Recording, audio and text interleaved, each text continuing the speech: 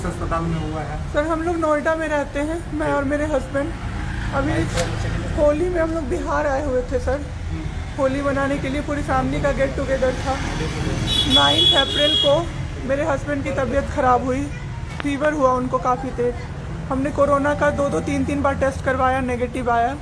RT-PCR के लिए दिया तो वहाँ पे भागलपुर में, सर भागलपुर में थे हम लोग, वहाँ पे 1 दिन 2 दिन वेट करते करते 10 दिन तक रिपोर्ट नहीं आया। फिर हमने नोएडा के एक डॉक्टर हैं उनसे कंसल्ट किया, वीडियो कंसल्टेशन से।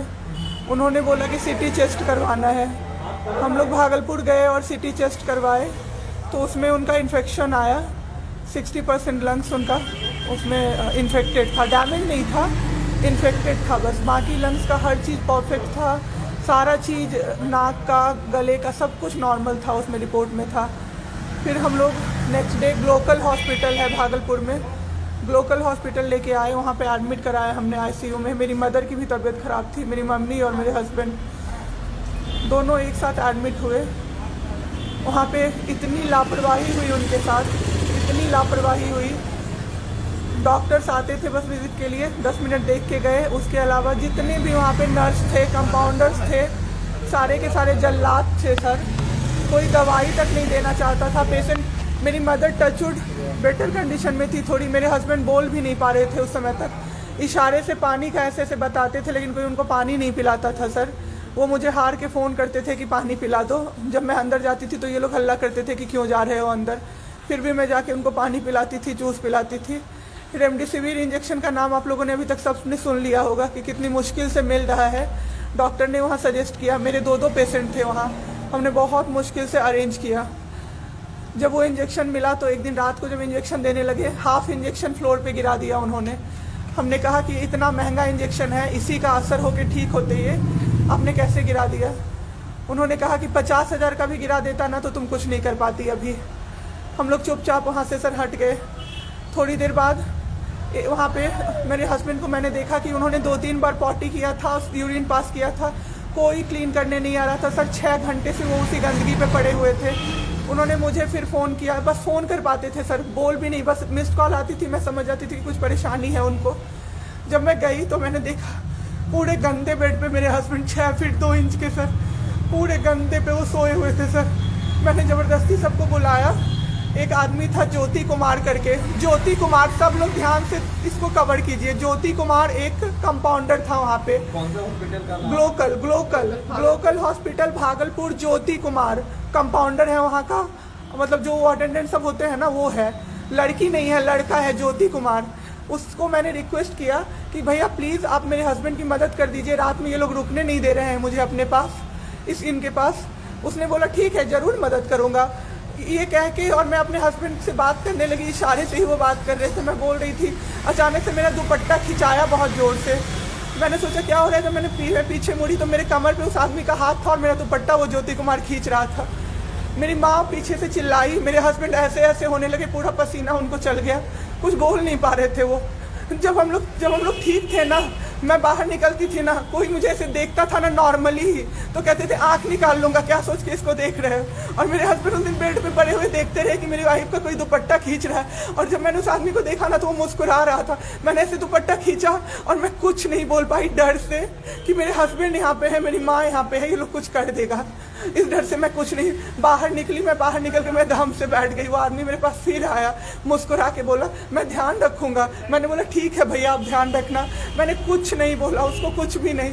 2-3 दिन बाद ऐसे ही कोई सुविधा नहीं, कुछ नहीं। मेरे हस्बैंड की तबीयत उस दिन से बिगड़ी जब रात के 2 बजे में मेरी मदर के बगल वाले बेड पे एक अंकल, मास्क उनका हट गया था और वो अंकल चिल्ला के नर्स को बुला रहे थे और मेरी मम्मी चिल्ला रही थी जल्दी आइए ये मर जाएंगे, जल्दी आइए ये मर जाएंगे। कोई नहीं आया और अंकल ने दम तोड़ दिया।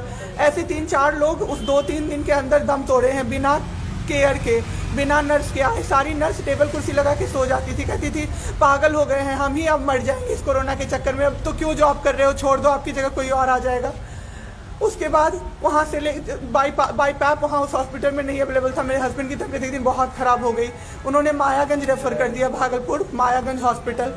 हम लोग अभी मायागंज आए, मायागंज की और हालत ख़राब। ICU में 4 बेड था, मेरे हस्बैंड के बगल वाले बेड पे 4 लोग 6 से 7 घंटे में 4 लोग ख़त्म हुए। क्यों ख़त्म हुए? वो नर्स को बुला रहे थे, सिस्टर आ जाओ, दिक्कत हो रही है, दिक्कत हो रही है, और सिस्टर नहीं आती थी। एक अंकल तो बुलाते बुलाते उलट के गिर गए, पूरा सर फूट गया, ब्लड ब्लड, और मर गए वो अंकल वहीं पे। इतना मेरे हस्बैंड डर गए। शाम होते होते मेरे हस्बैंड की तबीयत अचानक से ख़राब होने लगी, पूरा ये सब ड्राई हो गया, एक लेयर वाइट कलर का जम गया उनके ऊपर, बहुत ज़्यादा तबीयत ख़राब हो गई। हम लोगों को समझ में नहीं आ रहा था कि हो क्या रहा था। अचानक से मेरे दिमाग में आया ना, डॉक्टर को कम से कम 5-6 बार मेरी बहन बुलाने गई है, क्योंकि कोई डॉक्टर था ही नहीं ड्यूटी। कब हुई आपके हस्बैंड की घटना? परसों। सुनिए मेरी बात, पहले पूरी कहानी मेरी सुनिए। मेरी बहन 5 बार 6 बार गई है बुलाने डॉक्टर को मायागंज में, तो डॉक्टर क्या कह रहे हैं, यार रात में भी सोने नहीं दोगे, रात में भी सोने नहीं दोगे। जब हमने देखा जाके सर, तो लाइट ऑफ, इमरजेंसी के नाइट डॉक्टर्स का लाइट ऑफ, और सब नीचे बिछा के मूवी देख रहे हैं और सो रहे हैं, और दरवाज़ा तक नहीं खोला सर। मेरे हस्बैंड की ऐसी हालत हुई, जब मेरी दीदी बहुत जाके चिल्लाई, तब एक डॉक्टर आए वहाँ से, तो उन्होंने देखा क्या कि मास्क, उन्होंने ऐसे मास्क लगा होता है ना, उसमें एक ऑक्सीजन सप्लाई का पाइप होता है ना, वो पाइप ही नहीं लगाया था सर, बस मास्क लगा के छोड़ दिया था, ऑक्सीजन सप्लाई आ ही नहीं रहा था। जब बहुत कम हो गया तब वो डॉक्टर आए और पाइप लगाया, मेरे हस्बैंड तुरंत में जिंदा हो गए। उसी दिन से उनके दिमाग में वो ऑक्सीजन की किल्लत का डर बैठ गया सर। बहुत 7 घंटे बिना ऑक्सीजन के रहे सर, लड़ते रहे।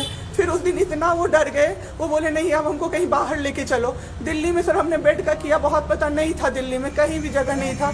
हम पटना आए, राजेश्वर हॉस्पिटल में सर पटना आए। यहाँ पे इन्होंने कहा आईसीयू में अटेंडेंट नहीं अलाउड है, नहीं जाओगे आप। मेरे हस्बैंड रोने लगे कि मेरी वाइफ को बस भेज दो, वो रहेगी तो मैं ठीक हो जाऊंगा। इन लोगों ने नहीं अलाउ किया सर। आज मैंने देखा, एम्बुलेंस से हम लोग भागलपुर से पटना आए थे राजेश्वर, रास्ते में उनको 3 बार पॉटी हुई थी सर। उसी गंदे बेड पे उनको 4-5 घंटे राजेश्वर में सुलाया रहा। मैं 10 बार जाके बोली बाहर से कि सर प्लीज़ बेड क्लीन कर दीजिए, वो हम लोग देख लेंगे ना। एक डॉक्टर निकले, मैंने बोला, वो मेरे हस्बैंड अंदर से ना बोल नहीं पा रहे थे, अंदर से ऐसे ऐसे कर रहे थे, बुला रहे थे सबको। मैंने कहा सर वो बुला रहे हैं किसी को बाहर से, तो एक डॉक्टर मुझे कहता है अरे छोड़िए ना, वो छोड़ा तो ऐसे ही बौखला रहा है जब से आया है। मैं उस समय कुछ नहीं कर पाई सर। उसके बाद उनका ऑक्सीजन लेवल जब 37 हो गया, तब मेरे साथ मेरी दीदी थी, मेरे जीजा जी थे और मेरे जेठ थे। तब मैंने अपने जीजा जी से बोला कि अब मेरे से नहीं रहा होगा, मुझे किसी तरह से अंदर भिजवाइए। तब उन्होंने ज़बरदस्ती मुझे अंदर भेजा और 37 से 74 मैंने कर दिया 10 मिनट में। मेरे बाबू का ऑक्सीजन लेवल मैंने बढ़ा दिया। उसके बाद इन लोगों ने मुझे बोला, मैंने बोला सर अटेंडेंट अलाउड है, सारे के अटेंडेंट बैठे हुए थे।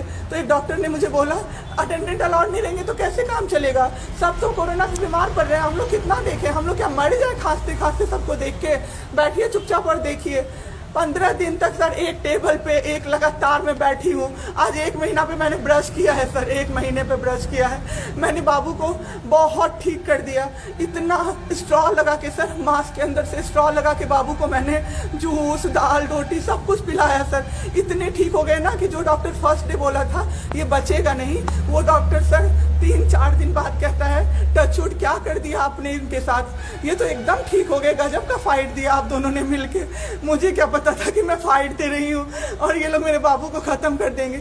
इतना ऑक्सीजन का किल्लत सर, मेरा बाबू डर गया बहुत ज़्यादा। ऑक्सीजन सिलेंडर देखता था और कहता था हाँ वो ख़त्म हो जाएगा, वो ख़त्म हो जाएगा। मैं कहती थी नहीं ख़त्म होगा बाबू। 1.5 घंटे के लिए सर ऑक्सीजन सप्लाई बंद रहता था। बाद में हमें पता चला ये लोग ब्लैक मार्केटिंग कर रहे हैं अंदर में ऑक्सीजन सिलेंडर का।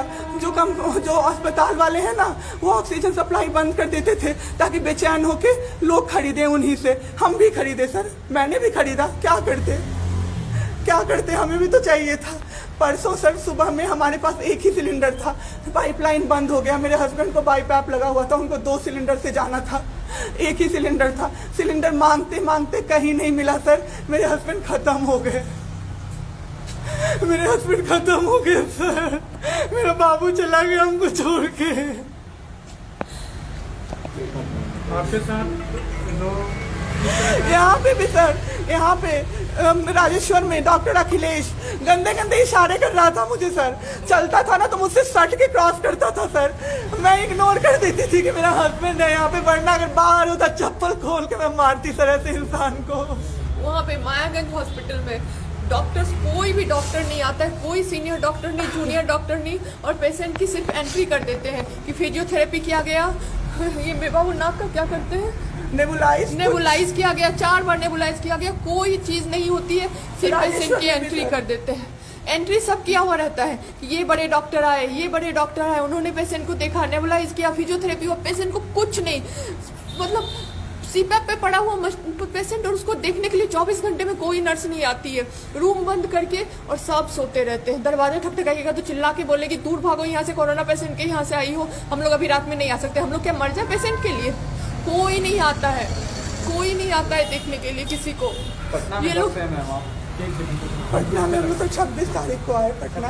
मैम आपके साथ जो ये सब हुआ है, गलत हुआ है, इसकी शिकायत आपने किसी को की है? अभी किसको करे सर? परसों तो मेरा बाबू गया है। परसों शाम अब क्या चाहती हैं सरकार से? क्या अभी सबसे पहले तो मैं चाहती हूँ कि सारे जगह ये सबसे पहले तो मुझे कोई प्लेटफॉर्म मिले जिस पे मैं ये बोल सकूँ टीवी पे जाके, ताकि लोग बचें। अब जिसके साथ जो हो नहीं हो तो सेकेंडरी है। हमारे जैसे जो लोग उसमें पड़े हैं ना, जो ये छोड़ के भूल जाते हैं कि पेशेंट का ख्याल डॉक्टर्स रखेंगे, वो जाके अपने पेशेंट का ख्याल रखें, नहीं तो सब मर जाएंगे सर, सब मर जाएंगे। एक डॉक्टर एक दिन आए राजेश्वर में, कहते हैं अरे ये बेड अभी तक नहीं खाली हुआ है, मतलब ये आदमी अभी तक नहीं मरा है। एक आदमी के बारे में आप सोचो सर जरा सा, आप सोचो सर जरा सा। मेरे हस्बैंड को वेंटिलेटर पे नहीं रखा सर, वो शायद बच जाते। और जब मेरी एक फ्रेंड है डॉक्टर, उसने बात की कि आपने वेंटिलेटर पे क्यों नहीं रखा, तो झूठ कह रहे हैं कि फैमिली वालों ने मना किया। हमें कोई सजेशन नहीं दिया कोई गया कि सजेशन वेंटिलेटर नहीं, पे आप रख सकते हो, कुछ भी नहीं सर। वो बस वेट कर रहे थे कि ये बेड खाली हो। ठीक है।